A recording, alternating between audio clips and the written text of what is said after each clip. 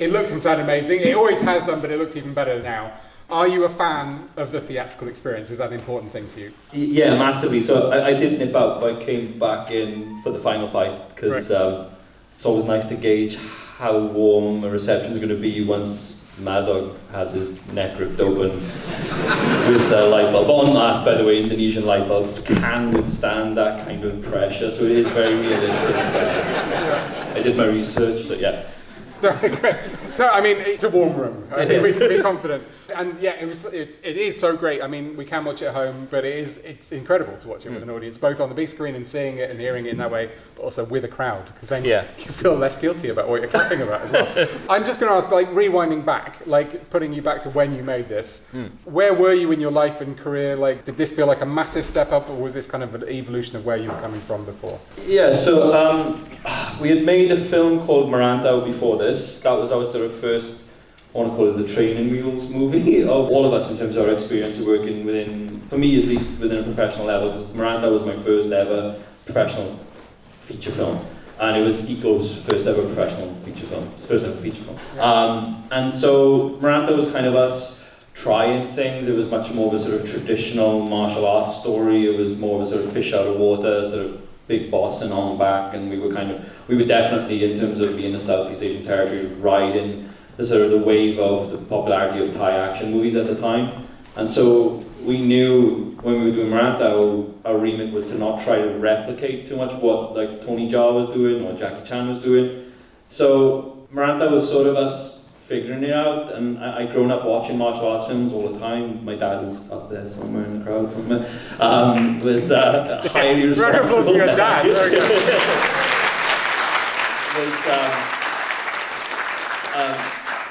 He was very responsible for like being the one that would bring in Armour of God into the house when we rented our VHS. So that was me having an introduction to Jackie Chan. So I grew up watching all that stuff as a kid.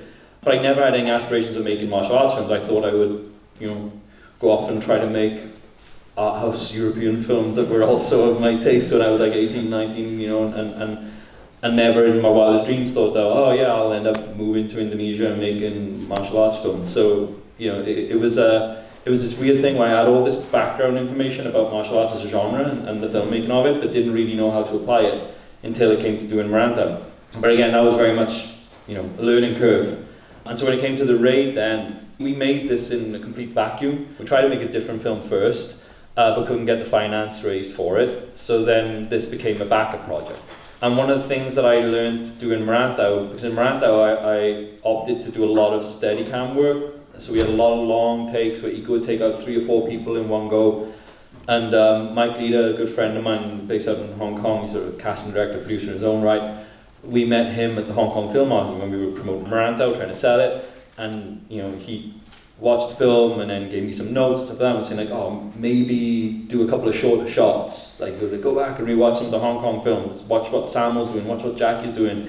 And they are very deliberate shots, and it allows your fighters and your performers to breathe in between takes, because we were running Eco ragged by the end of every shoot, because we were just doing long take, 4 shots, 5 shots. That was like 4 or 5 opponents in a shot, and we do 15, 20 takes of that. And it's exhausting, physically it's taxing. So breaking it up into smaller pieces became one of the things that influenced the raid, but also realizing that I wanted to do something different within the genre. So whereas Marantau was a love letter to the genre, this one was about, I've got this idea for a film. It was based loosely on the concept for a Chow Yun-fat movie called Peace Hotel, which was about this place where criminals can go and live there without fear of being arrested. And in my head I thought, oh my god, it sounds like the coolest film ever. And the poster had Chow Yun-fat wearing a big long duster jacket and a cowboy hat with a Winchester gun. I thought this will be the best thing in the world ever. And there was about maybe 10 minutes of action at the end of the movie, otherwise it was a romance with musical numbers and stuff like that. So it was a bit different from what I anticipated. But I loved that concept of there being a building where people could go if they wanted to hide from the police, and that it would be safe and provided protection. So that was the setup for the raid. But then as I was writing it, I started realizing what I was writing was actually a survival horror film. And instead of zombies, they were criminals. And instead of it being horror beats, it would be martial arts was the action discipline. And so it started to become this weird thing where I slowly realized that there was this fusion of genres that was really interesting to me in terms of exploring it with this film. But yeah, we had no idea what we were going to make would have an impact. It was just this weird thing where we were just doing it like literally in a vacuum. And then when we screened it in Toronto, going back to that thing, sorry, really, I realised I didn't answer your first question at all about the theatrical experience. But the theatrical experience, like when we first screened it in Toronto, was like unlike anything I've ever experienced in my entire life. And just like seeing people and feeling the energy in the room change as they were sort of like vibing with little details that we were hoping people would connect with in the film was just a surreal experience. And that's always been the dream ticket. So yeah, I love being able to like stand there in the dark and just like peek out and look and see who's wincing, who's wishing they weren't here, who's really enjoying themselves. And then who claps the loudest when bad things happen to bad people. Though, yeah. I think I can speak for all of us. When that guy's face got stuck in the floor, we all just signed up. I think everyone was just on board for it.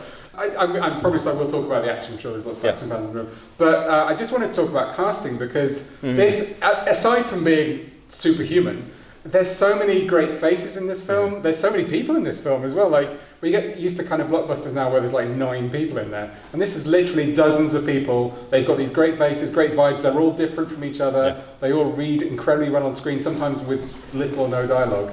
So could you talk about your casting process for this film, but also kind of what you look for in casting generally? Yeah, so when it came to, you'll probably have noticed in the credits, it was like, Carrion Ball attacker 1 to 15 and stuff like that. There was this weird thing where for us when we were doing the credits, I was like, all of these people are kind of like, I saw on a daily basis how many times people get punched and kicked and thrown around and everything else, and so you start realizing, oh, I didn't want it to just say like stunts and then a big sort of phone directory of names and stuff like that. I wanted each person that did something in it to be able to be identified in the credits and be able to say, hey, I was AK-47 man 13 or whatever, and they'd be able to actually, that's who I was, that was my credit. So and the process of that was sort of like, and pardon the really sort of weird sort of comp, but it was like an X Factor audition for fighters. Right. So we saw like everyone, and some of them were great, some of them not so great, some of them had no experience in martial arts, some of them had loads. And what was interesting was realizing that it wasn't always the people that had a ton of experience in martial arts that were good on screen, because a lot of them, sometimes they would instinctively like brace themselves for an impact to absorb the hit. And the reality is what you don't want is that. You want someone who's going to be loose so that when a hit isn't supposed to land, there's no impact, no real impact, they need to then be able to figure out the timing of it to sell the impact as if they've got really clobbered with something. And so quite often you're looking for that middle ground in terms of the stunt performers and the fight performers across the film. But we saw a lot of people, but then for some of the sort of like the key characters, like Joe Taslim, who is now Sub-Zero in the Mortal Kombat movies and was in the Fast and Furious franchise and is working constantly and is now shooting something with Yayan that I'm insanely jealous about. He's working with is a great Japanese choreographer, director called Kenji Tanigaki, who did the action design for the Rurouni Kenshin films. They're shooting something in, I think, Hong Kong at the moment, which I'm insanely jealous about. It sounds amazing by all accounts, but like it's fun to see. Like Joe, contacted me on Facebook of all places, right after Maranta and said, I like what you're doing within the Indonesian film industry. I'm a martial arts myself, and his background was judo. And he's like, can I come in and audition for something if you've got anything new? And so, looked at Joe's profile and was like, okay, cool, show me some work, show me a show reel of this stuff. And like, immediately I was able to say, like, okay, he looks like Jacka would look. He fit the part. So we had him come in, and then he had to do like 2 auditions. One was the drama audition, which he did really well in, and then he had to do the martial arts audition. And he did really great in that as well. But what it did was it informed our choreography design. So we had like a sequence designed and mapped out for the Mad Dog Jacka fight, but then we went back into it and realized, okay, this isn't Silat versus Silat, this is Silat versus Judo. So we were able to say to Joe, like, what would you do in this movement? What would you do differently here? Would you do a throw? Would you do a lock? Would you do, how would you play this? And also the different statures between someone like Yayan, who plays Mad Dog, and then Joe, who plays Jacka. Like, they're very different height levels. So we would be able to figure out, well, there's some interesting shape to, like, depending on how he would grab him, how he would throw him. But the one thing we did a lot in the choreography here was try to roughen it up all the time. So I didn't want it to look beautiful. I didn't want it to look like clean. So I would say, it's Silat and it's judo, but it's got a weird like WWE vibe to it, or like, oh, you in the final fight, there are moments where it's like, I literally remember saying to them, like, it's a charge as if you're like in an American football team and you're just going to body check someone. So we'd be trying to find little things like that, so it'd be weird places to grab and swing them into wardrobes and stuff, or, you know, all sorts. So it was quite a fun process to kind of go through that whole creative thing. Yeah, I mean, it sounds like, especially, you know, now in your career as well, but even then, you kind of know how to talk to stunt performers and martial artists. Was that something you had to kind of learn? And do you have advice for directors who were maybe thinking about doing that? Maybe they'd never done a fight film before. Yeah, so again, one of my stunt coordinators who I work with a lot is here tonight as well, Jude Poyer, who, yes, we're going to him.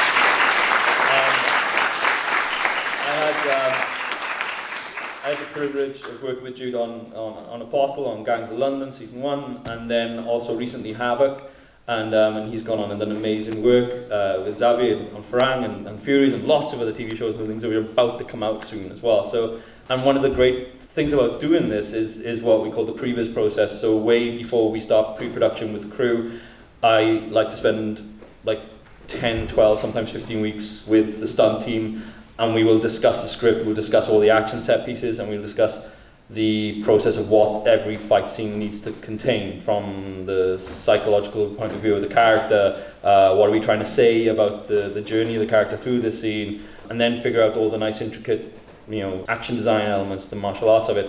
And it would be the same with like Iko and Yayan, who did the action design on the Raid and the Raid 2, and then the same with Jude and his team that I worked with. I like to kind of be able to sit there in and amongst it all so that I can absorb what they're doing and then ask the questions of like, oh, why are you doing that lock? What's the purpose of it? And try to see the mechanics of it and the methodology of it.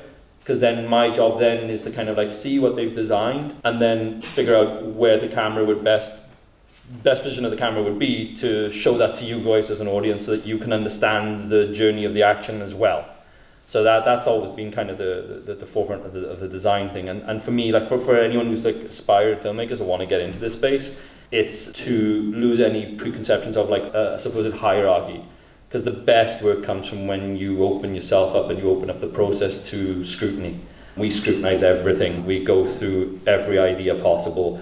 And then we say like, okay, is this good or is it shit? Like if it's shit, then it goes. And if it's good, it stays. And we will argue the case of almost every little stitch of choreography throughout it, and then eventually you come up with this sequence that, you know, we shoot every shot, figure out every edit, and then we have like a roadmap for how to execute it in the final film then. But listening and being open to those ideas and encouraging ideas from the rest of the team as well is vital. I think so. I think it's useful and revealing that you're talking about, obviously there are many shots in this which are just incredible, but you're not talking necessarily about what just is a cool shot, you're talking about character, you're talking about story, that kind of thing, so that kind of centers you.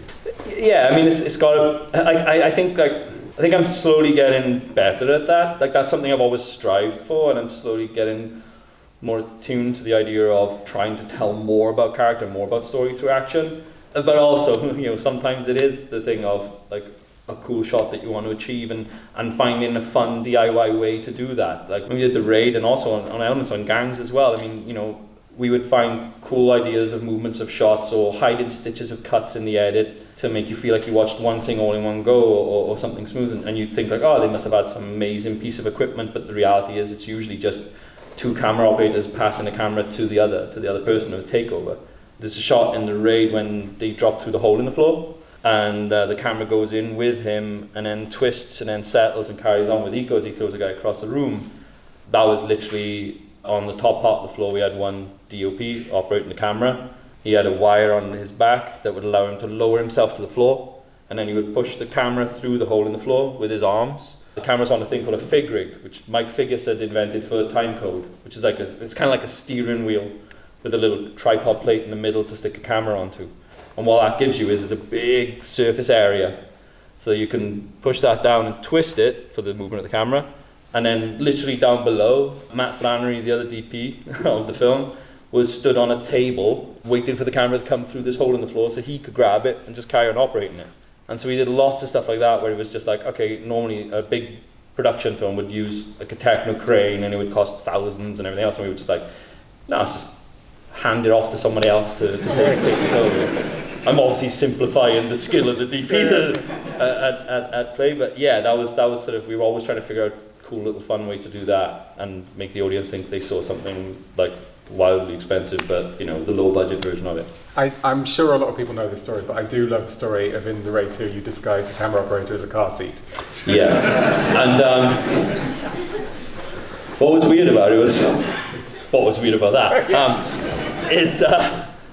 yeah, we had this one shot where we wanted the camera to go from inside one car, pull out, pan across, that car would drive off, the next car would drive up, and then when it came in line with us, we would then push the camera into that car, and the passenger seat was the DOP. So he was literally sat there in what used to be a seat, but now he's dressed as a seat. I don't understand why we put the headrest on his head, because we didn't have any use of that. But we did anyway, and you know, he carried that off. But yeah, but the shot worked really well. I'd probably do that a lot differently now, but yeah, it was good times. I'm so glad you did. I don't want to miss any chances for your questions, so does anyone have questions now? So yeah, great film. I wanted to ask, this is the first film I've ever seen from Indonesia. Is there like a big film industry there that's like we don't know about here? Yeah, thank you for the question. Yeah, there's a huge industry out there, like big booming industry. They back when I was making this, there was about I think like 98 films made a year. I think that's probably grown now. But amazing filmmakers out there. A lot of them were really supportive to me when I was starting, especially like on Marantau and then further from there. So you got like, you know, great talented filmmakers like Timo Chayanto and Kimo, and then Joko Anwar. Like these are all great genre filmmakers that, to be honest with you, like I was watching their films and just, you know, looking up to them enormously and trying to find a way to sort of like, you know, elevate my work by watching them and then, you know, grabbing drinks with them and talking to them and asking them about their experiences of working in the industry out there. But it's a massive industry out there with a lot of great filmmakers and great films that probably deserve to be seen much wider. There are a bunch. It's starting to proliferate a lot more now. There's a bunch on Netflix you can find. If you just type in the search engine, say like Indonesian films, you usually kick up a bunch of them. We got Headshot, Night Comes For Us. If anyone in here has seen that, and those are probably more violent than anything I've done. But yeah, there's some amazing films to be made out there constantly, and there's a bunch more coming out soon that I'm excited to see as well. So I try to keep abreast of it all as much as possible. But yeah, do check them out. Good question. And I think up in there in the blue, there's a question there. Do you ever see yourself making anything set in Wales? And also, have you got any advice for any creatives here who kind of want to get out of Wales and kind of make their mark on the world based on your experience? Yeah, so I made a film a couple of years ago called Apostle, which divided everyone in half. Because people thought I was going to do a Welsh version of The Raid, and then I gave them a folk horror film instead. So that was a really interesting experience in itself. But like beyond proud of that, it was a wonderful experience, like a great shoot. We shot that in Margam, which is a lovely place to film and be in for what was like about 10 weeks, 11 weeks of filming out there. That was with Dan Stevens and Michael Sheen, Marcus Jones. That was like a really hugely talented cast. That was a great experience. And then when we did season 1 of Gangs, I made it a point of being able to bring at least one episode of it to Wales. So we shot episode 5 in season 1, which is like this Welsh farmhouse that, because I'm doing it, obviously gets shot to pieces and blown up and everyone dies. But we shot that in Wales as well. We went to Bridgend for that, so we went a little bit further than the M4. But yeah, and then you know, Havoc, the film that I shot 2 years ago with it, we're hoping, above all hope, that we will actually have completed and finished this year in the next 5 or 6 months. We shot that all around Swansea and Cardiff and Port Talbot and everything else. So yeah, the industry here is amazing. Like there's a lot of massively talented crew members. One of the sort of fun things was coming from Indonesia, coming back to Wales, feeling a little bit kind of weird about the fact that my career really started out in Indonesia, but feeling that thing of, oh, my identity is someone from Wales. So then when I came back and got to make something here, it was figuring out a way to translate what I was doing out there to a film industry here, but find out how quickly the crews picked up on that and how quickly they were able to adapt to what I was trying to achieve, and the results have been like genuinely astonishing. Like some of the stuff that we did on Havoc is which I can't wait to be able to show everyone, is it's crazy, some of the action sequences we got in that film. And then in terms of people wanting to break out, honestly, it's this weird thing where, and I think every director gets asked this question, it's hard to kind of say this is a route through, because everyone I've met within the industry, we've all had like different entry levels, different points of entry into it. You know, when I first started out, the first thing I ever did was like I made a bunch of like short films, not many of them great, none of them you'll see. And then I did a very sort of like low budget first attempt at a feature film that we shot around Wales for like 3 weeks or something, 2-3 week shoot and that. And it was basically beg, borrow every favour I could get. Now that wasn't like my foot in the door. Like my journey was one of like an awful lot of luck and coincidence. And you know, I got hired to do a documentary that was my first professional gig, and it took me to Indonesia for 6 months. And that's why I met him. And that's why I met all of the guys that ended up becoming in Maranta and the Raid 2. And so it's hard for me to answer because my journey in is quite weirdly unique from that perspective. So yeah, I think my biggest advice to sort of like emerging filmmakers, people who are wanting to get into it, is to just keep shooting stuff, just to hone your craft in different areas. So like whether it's shooting a fake trailer for a film idea you have and use that as a means to learn how to frame and compose images and create really interesting visuals, and then get rid of all of that and just shoot a scene of 2 people at a table for 5 minutes and drama scene and learn how to direct actors and not care about the camera. Like, don't give a fuck about where your camera's going to be. Just care about, am I telling the story right? Are these actors believable? Are their performances valid?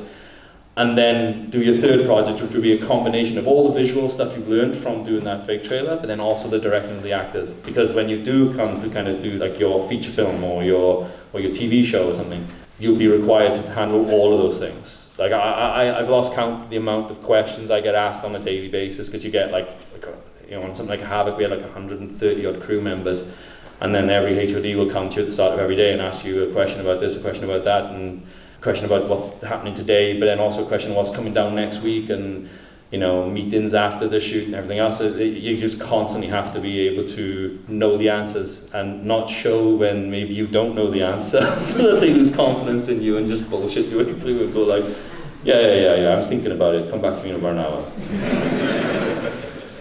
I was going to ask, like, because obviously when we're watching it, it feels so incredibly fast and everyone's moving really fast. But does it feel that way when you're making it? Like, what is it? I'm sure every day is different, but what is a day on set? What are your sets like? What is the energy on making a film like this, or have it more recently, or anything? Peaks and troughs, really. There are days which are really effective, and you get swept up in the energy of it, and it all goes well, and you're loving life, and it's great, and you look at your watch and like, oh my god, the day's gone, and we got all our work done.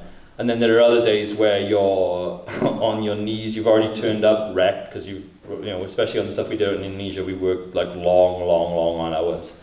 And so then you turn up and you're already exhausted, and then you can just, like, when the hardest thing I think the hardest days of filming on the Raid 1 was when we were doing the room when they've dropped through the hole in that room.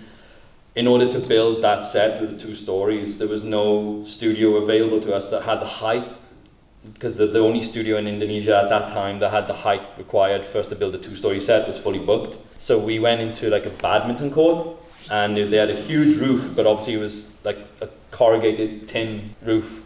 And at 12 o'clock, 1 o'clock every day in the afternoon, the sun would just beat down on it, and it would be like we were being cooked in there. It was so hot. It was so unbelievably warm.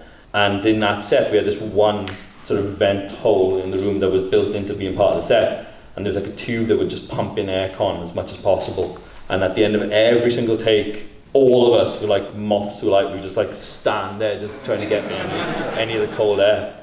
And obviously, like us, you know, as in me and Matt, being the selfish crew member, we'd be like straight up there, while all these poor actors and stunt performers in their like flak jackets and shirts and jeans with guns on them, we're sort of like, you know, can we get a bit of cold air, please? So yeah, but so there'd be days where it'd be tough, and you'd be like trying to keep everyone's energy up, those days are hard. Those are really hard. And then you know, you reach that point then when you haven't got a shot and you're doing take after take after take, and then you start looking at your watch and you're like, shit, we need to get home, we need to finish, we need to wrap today, and we haven't got it yet. And so it's this weird contradiction of the pace being high, but the pressure always being like up. So yeah, it's a weird balancing act on a day-by-day basis.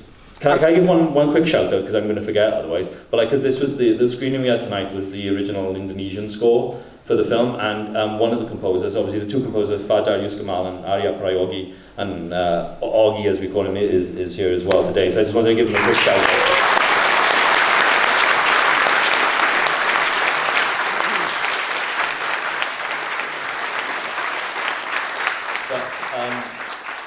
More than just the score and the composition of it, like this was his first experience as well of being like a sound designer and sound mixer for the film as well, and that was really a cool, fun experience. I'm sure Augie probably has not slept as much as he did during that entire time. We were absolutely wrecked. We were out in Thailand doing the post for that, and I remember there was one moment where poor guy was desperately trying to get me to sign off on one sound effect that he had put in there.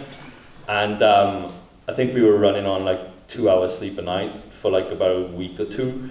And I was sat at the sort of mixing desk, and he would like cue it up, and it would always be like 10 seconds preamble before the sound effect would play. And I think 5 times in a row, like I would just like fall asleep just before he would hit the sound effect. And I'd be like, oh God, next time, play it again, and he'd play again. And then at one point, I think I said, like, I'll stand up, I won't sit down. And I stood up and I still fell asleep. so sorry, Augie. He doesn't look like he harbours a grudge, I think it's all good. Thank you very much. He does, but yeah. And I mean, obviously, an incredible amount has happened in your life and career since making this film, but you've had this opportunity to revisit it for the remastering. So kind of what inspired that, what made that happen, and what was your experience kind of? It still feels like we just, sort of like 5 minutes ago, but I mean, it did, but but the first time doesn't feel that long ago. But obviously, it actually was a big deal to kind of restore it and rework it. So. Yeah. So when we did the first sort of mastering of it, it was only my second time doing it, and if I'm honest with you, like I wasn't experienced enough. And usually in a grading process, the DP will be with you as well, and you're there. And I think Matt had to go back to the US, and then so I was handling the grade with a Thai colorist. Now the Thai colorist didn't speak English. To be fair, we were in Bangkok, so it was on me really that I didn't speak any Thai, right? So we did our best, the two of us, to kind of communicate throughout the process. But all I could really say was like warmer, colder, more color, less color, DSAT, and that was really it. So my lack of experience and my lack of sort of like guidance on the color grade was such that like it never really kind of looked the right way. So we had an okay looking 35mm print, because that's what we initially did it as. But then when we kicked it out to video, for some reason the colors just went wrong. It all kind of went a bit magenta-y and a bit washed out and everything else. And so, but that was it. Decision made, done, out it came. And I remember Matt being like crestfallen with the way it looked. You know what I mean? He never said too much to me about it, but I could tell he was like, oh, that's how you fucking ruined my images. So when the opportunity emerged, and what happened was 2 years ago, I went back to Indonesia and we found like a bunch of hard drives from back then when we were making the film, and one of the hard drives contained DPX files. I won't get too technical, but DPX file is basically every single frame of the film, every image in like the highest resolution that we had back then, which was like 10-bit HD. And so it was the whole film from beginning to end, minus a couple of VFX shots. So Cinematic, the post-pro company in Cardiff, loaded everything into there, rebuilt the film from scratch. We found the old sound files. Augie did a work on that then to kind of beef up some of the sound. We did a new Atmos mix for it and a new 5.1. And so we got to recreate the whole film from scratch. It wasn't like colouring on top of something that had been done. It was from the original source files. And so it was this interesting thing of going back to it and realising, oh yeah, the skin tones look better, the colours look more crisp. And I always wanted to feel like a 70s horror film, like that grit and that grime and the texture of it. And I think I just washed it all out on the first pass, on the first version of it. So this was a real fun opportunity to go back in and use new tools and also new experience that I picked up from working with Matt Mullins, the colorist at Cinematic, to really kind of enhance the film and make it look, you know, the best it's ever looked, really. So it was imperative. And Matt is happy now. Good. Which is the main thing, which is the only reason we do things. I think we should give, I know he's not here, but let's give Matt a round of applause as well.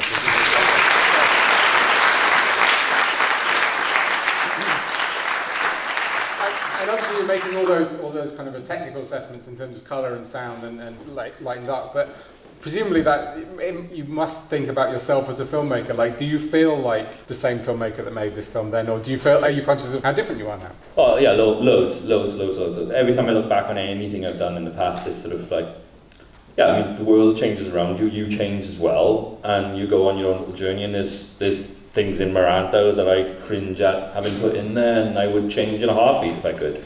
There are moments in this where I'm sat there watching it, and I'm like, oh, I wish I was a better editor, because there's like loads of bits of, especially in the dialogue bits, where there are gaps and stuff that I'm, like now I sit there and I'm just like, I'm wanting to hit like in and out points and change everything.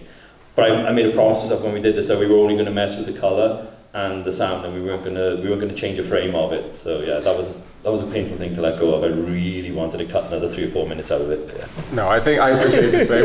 It played great. I don't think I've ever known a film that makes audiences make those noises, like ever. So, and also we're running out of time. So again, if you have questions, now's the time. Yes. So I'll go to you first, please. Hello, George. I'm looking up there. It says written, edited, and directed by. I mean, that's a huge responsibility, and I'm really interested in the written bit, because there's this saying, you know, murder your darlings, you know, whatever they love in a script, you have to get rid of it. Now, in film, my understanding is directors and producers do that to the script.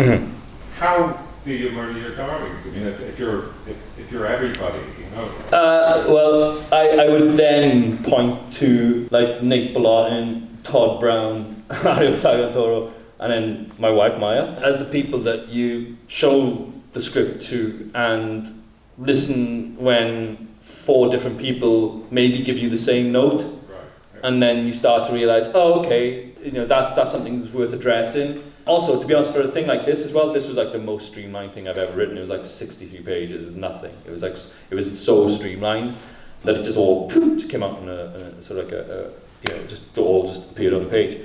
But also, it's like, I have this thing of, even in the editing process, so I will sit and watch every cut with whoever is the person that's going to be previewing it with me.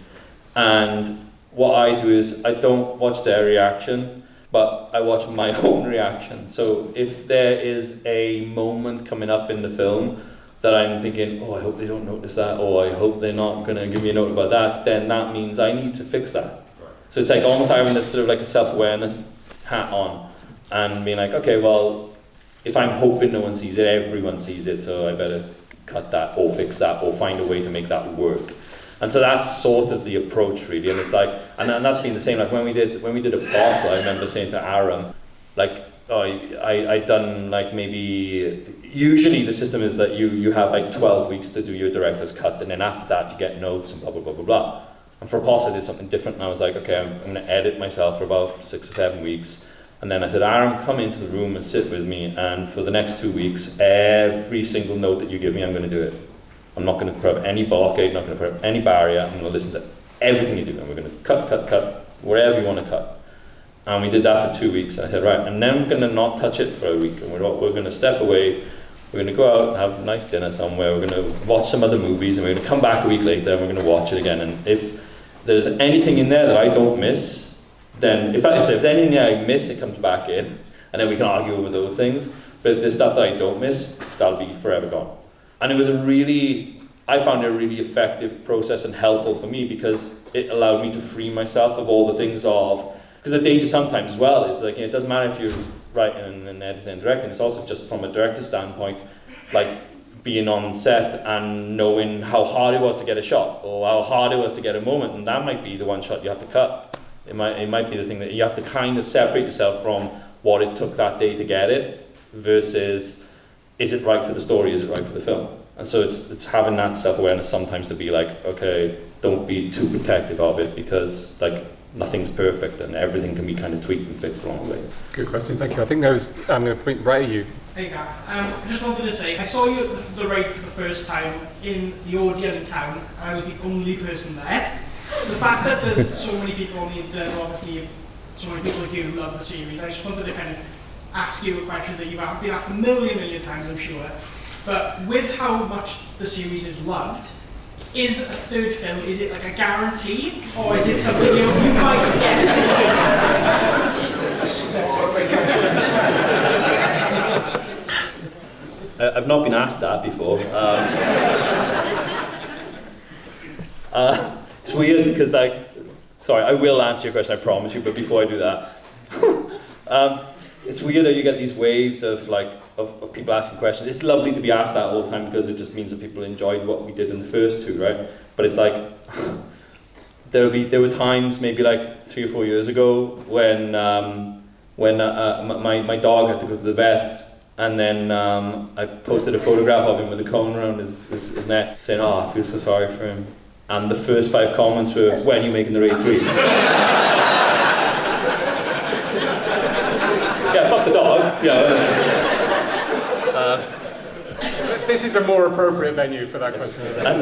And now it's like, I'll take a lovely photograph of like the beach or something, or the Caswell or something like that, and then it'll be like, where's Havoc?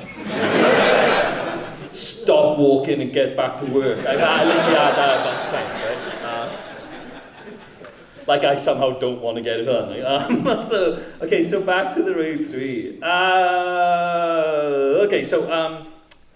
So basically what happened is that I initially had an idea in mind for the Raid 3 right after doing the Raid 2. And I was like, oh, I know what the story should be, and it should take place, like, the Raid 3 was going to start like 10 minutes before the Raid 2 ended. So it was going to go back a little bit and then continue the story forward. And then before I knew it, 3 or 4 years had passed. And I was like, can't really do that now. Everyone's aged a bit more. And then before I knew it, now it's like 10 years now since the second one came out. So, yeah, it is weird, isn't it? So I can't do that version anymore. And so for about, after year 3 or year 4 of not having done it, I kind of was like, no, I'm not doing the Raid 3. I haven't got the story for it, and it doesn't exist. And so like the only idea I had for it is void. And then a year or 2 ago, I went back to Indonesia, and that's when I found the hard drives.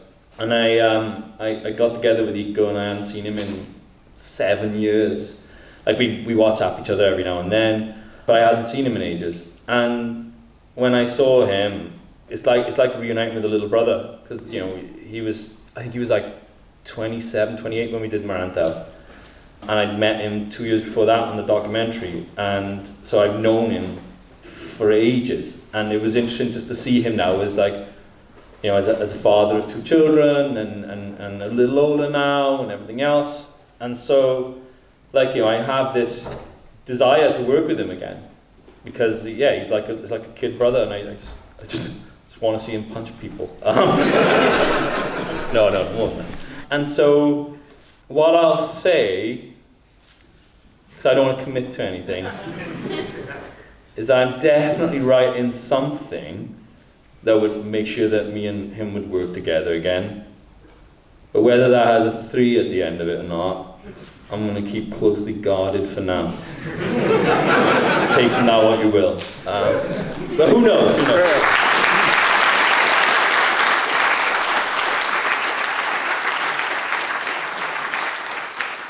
A lot of people have asked you that. You were the one to get the answer, so but keep your comments on his Instagram pertinent in the future. We are pretty much out of time. I think we could talk for ages, but we legally can't. This has been amazing. You've been a lovely guest. You've been a lovely audience. Thank you. Just give yourselves a round of applause. Thank you very much.